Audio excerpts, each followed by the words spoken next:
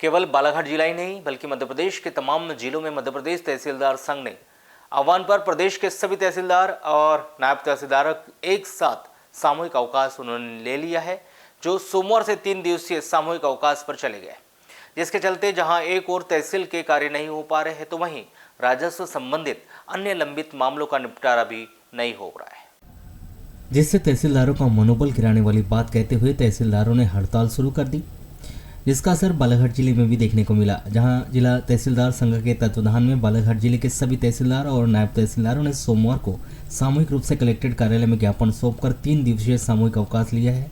साथ ही इन 3 दिनों में शासन प्रशासन से किसी भी कार्य में उनका सहयोग न करने की भी बात कही, जिसमें उन्होंने राजस्व मंत्री के द्वारा भारी मंच से तहसीलदार पर की गई कार्रवाई का विरोध भी किया। वहीं दोबारा इसी घटना की पुनरावृत्ति न होने की भी मांग की। दरअसल बीते दिनों राजस्व मंत्री करण सिंह वर्मा ने 10 जनवरी को एक कार्यक्रम के दौरान मंच से एक महिला तहसीलदार पर टिप्पणी की थी। वहीं उसे मंच से ही निलंबित करने की बात कही थी, जिसको लेकर तहसीलदार और नायब तहसीलदार नाराज है। प्रदेश के राजस्व मंत्री की टिप्पणी का विरोध करते हुए जिले के तहसीलदार और नायब तहसीलदार सामूहिक अवकाश पर चले गए हैं।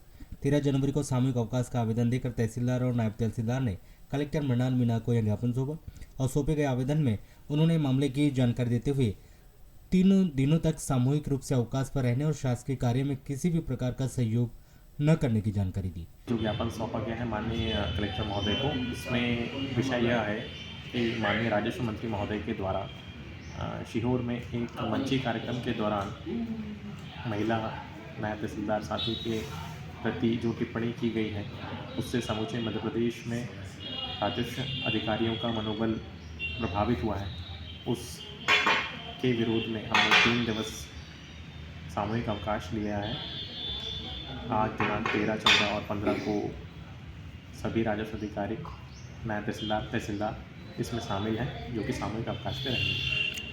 इसी कड़ी में ललवरा तहसील कार्यालय में भी तहसीलदार व नायब तहसीलदार भी 13 जनवरी से सामूहिक अवकाश पर चले गए हैं, जिसके कारण राजस्व सहित अन्य कार्य यहां प्रभावित हो चुके हैं। साथ ही 3 दिनों तक कोई काम नहीं होंगे, जिससे दूर दराज से आने वाले पक्षकार सहित अन्य लोगों को परेशानियों का सामना करना पड़ेगा।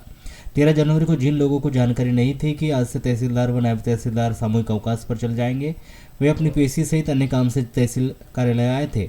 जब उन्हें पता चला कि तहसीलदार व नायब तहसीलदार 3 दिनों के सामूहिक अवकाश पर चले गए हैं, ऐसी स्थिति में उन्हें बिना काम करवाए ही बेरंग वापस होना पड़ा, जिससे वे परेशान होते हुए नजर आए।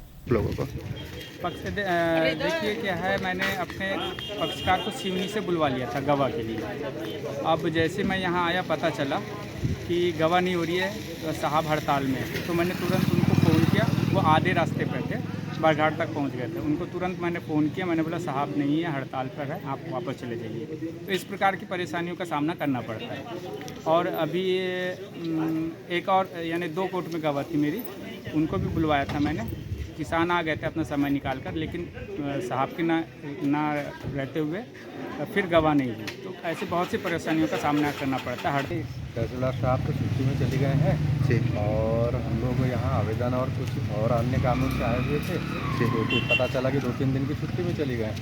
इससे काम प्रभावित हो रहे हैं और हम लोगों को बहुत परेशानी हो रही है। और साथ में बहुत सारे लोग जो हैं, आज उनका बुला हुआ था पेशी की जो भी, और वे भी सब परेशान हो रहे हैं।